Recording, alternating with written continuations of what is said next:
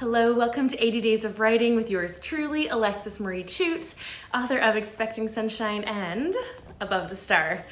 So welcome. Today is day 68. I got my little notes, my cheat sheet here. Day 68 in my 80 Days of Writing. So if you look in my YouTube channel, you'll be like, okay, well the last day you posted was 55. Where is all the stuff in the middle? It is here. It is here in today's video. So I have been faithfully writing and recording my time-lapse videos of each of my days in between 55 and 68. I just haven't actually recorded me talking, and I haven't had a chance to get any new videos up. So today is the big compilation video that you've always been dreaming of. So you'll see me writing diligently, and I do have some exciting milestones along the way that I just want to celebrate and share with you. So far, I'm not including today, day 68, I have written 106 hours and 10 minutes. So breaking 100 hours on a project, that's pretty cool. And then the word count, I have gotten over 80,000 words. So as of today, before I've written for day 68, I'm at 80,570 words. So I think it's important to pat ourselves on the back throughout the process of doing anything where we're striving towards a goal, because at the end of the day, it's a long journey. These sort of things, especially writing a book, it's a marathon, it's not a sprint. You know, even though there's things like NaNoWriMo and 3-day novel contest, still it's a marathon and you have to see it through till the end because it's a long journey. And so celebrating milestones along the way is so important. So today I have a very important topic I want to talk to you about because it's something I'm also dealing with. And if you're doing any kind of work where you have to invest some of yourself in it, it could be in the creative arts, it could be an entrepreneurial endeavor, whatever you are doing, these are 5 fears, 5 roadblocks that might get in your way. And I just want to share them with you and share how I'm trying to combat them and knock them out and ultimately lead to success. All right, so here's the topic for today.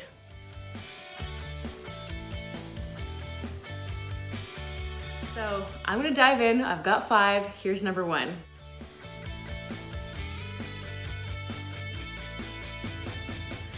The sooner we can let go of this, the better we will all be.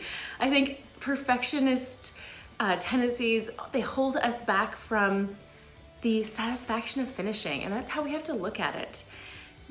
No person is perfect, no book is perfect, no launch of a product or business or none of these things are perfect. Nothing goes smoothly without a hitch. Anyone who's ever run an event or even attended a wedding, I used to photograph weddings like crazy. I had so many brides that I worked with, and I remember one bride, we were just about to go into the church, and a bird pooped down her back. And you know what? She had the best attitude about it. She said, you know what? That's lucky. And I just think that's the beautiful attitude that we need to take into everything we do, is that these little things that come up, we need to embrace and celebrate the quirkiness, the fails. Look at Hugh Grant. He's this, quirky English actor, and yet he's, so charming, right? If we made his teeth straight and his face perfectly symmetrical, it would take away all of his charm. So we need to embrace our imperfections and know that no matter how hard we try, we can never be perfect. Perfect is a standard that is unachievable. And so something that helps me out with this perfection thing too, I love reading. And I think that if you're a wannabe author or an author in the making, reading is so important. But I was reading a book recently published by a big publishing house, and I found an error, and I was like, not that I was thinking less of that author or of anyone involved in the process of publishing that book, but I just realized even the big publishing houses, even the big authors who have huge followings and huge sales numbers, even they have errors. And so at the end of the day, at the heart of it, we can let these things mortify us and paralyze us and bring more fear into our lives, or we can just accept the beauty of imperfection. All right, on to number 2.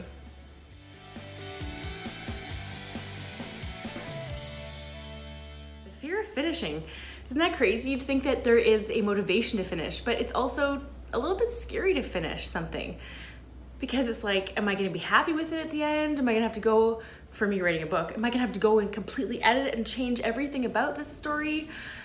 There's just a fear of finishing. It's easier to say like, oh, I'm still writing, I'm still working on this project, or oh, I'm still, planning the launch of something. We're not quite there yet. There is a fear of finishing, and it gives us kind of like a cave to hide in, so that we're not quite vulnerable yet, because finishing means we've created something and then it goes into the eye of people, right? And people can be harsh, which is so sad, but there's a judging eye that comes when something is finished. And how I do this is I just try to ignore it. I just deal with it by chugging through and keeping my inertia going. From creating the project, I just keep pushing through into the finishing and just embracing every next stage with the same diligence. And it's almost like, I've got my pen in my hand. It's almost like those blinders they put up on horses, so they can't see left and they can't see right, and they just have to keep running straight forward. That's kind of what I do when I'm working on creative projects, as I go through one stage to the next, writing, into the editing, into the publishing, and into the publicity. I just keep my blinders on, and I just stay focused on that and keep moving forward. And so I think that's what you need to do. Make finishing not your end goal. Finishing is maybe step C, and there's still other steps to go. So you keep your energy and your momentum going. All right, fear number 3.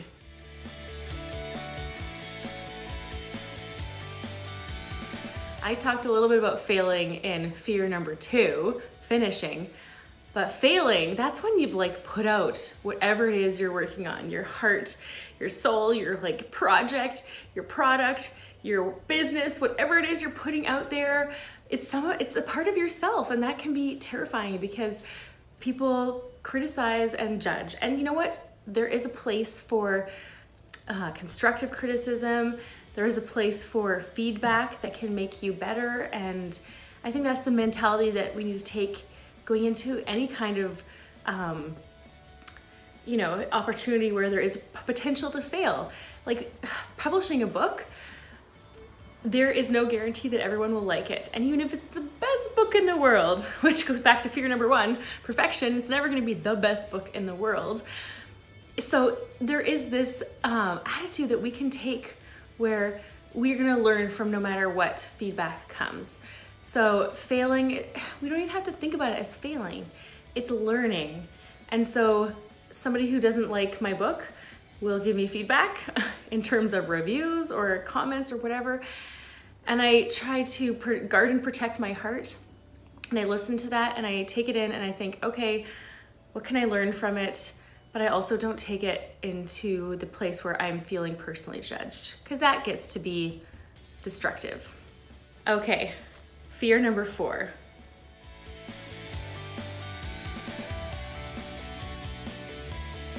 So you might be saying boy, these fears are all kind of leading into each other, and you're totally right.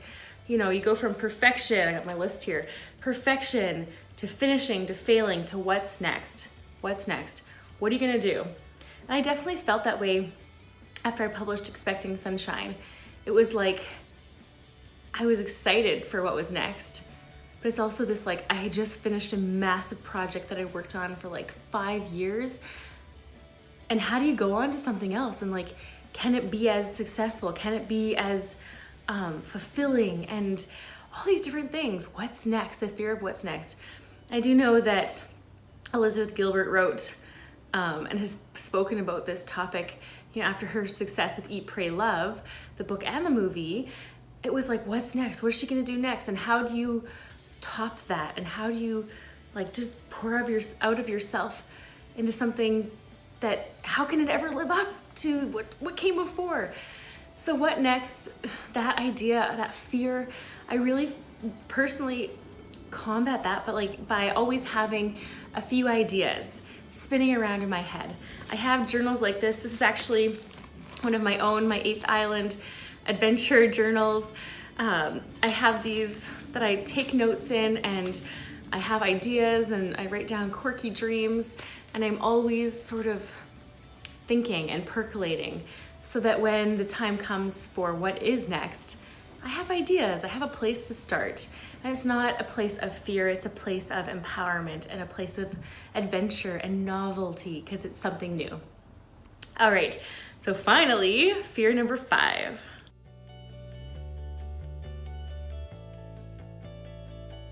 Okay, I think that we all put too much self-worth into the things we do and to our success. And our self-worth does not come from those places. If I write a crappy book or a great book, it shouldn't change who I am and how I think about myself. And so the fear that if I fail, if it's not perfect, all these other things we talked about already, all these things, even if I fail, even if I'm completely imperfect and my book is full of errors, which I'm not gonna say that, but it does not change who we are, that we are valuable, wonderful people that deserve love and we deserve happiness. So all these things, we have to separate our self-worth from these external factors. And it's sometimes hard to do, especially as a creative soul. It's easy to feel like so much of who I am is wrapped into the work that I do because I put myself into it. Every page of my book that people read, this one, and especially Expecting Sunshine, which is a memoir, the most vulnerable kind of writing, it is a piece of me. My paintings are a piece of me. My fine art photos are a piece of me. And so sometimes it can feel like they're connected. But how I deal with this fear is I really try to look at it like I'm birthing something into the world, and then it goes and it has its own life. And I can continue to be who I am. And that's also how I protect myself during the creative process. During that time, I'm able to put myself out there, but then when I let it go, like when I publish my book, it then goes out into the world and becomes its own thing that is separate from me. So, okay, those are the 5 fears that I know so many people deal with, and I really hope that this has been helpful. It's been encouraging, and I really encourage you to also comment below this video and subscribe to this YouTube channel. I don't always post regularly, but I try my best to post things that are meaningful and interesting and will help and inspire you on your own journey. So thank you. I'm gonna get to writing. Also, please subscribe to my e-news at alexismariechute.com/contact, and I'd love to keep in touch with you. So you go out and have an amazing day, kick your fears to the curb, and embrace the amazing person you are. All right, have a great one. See you next time.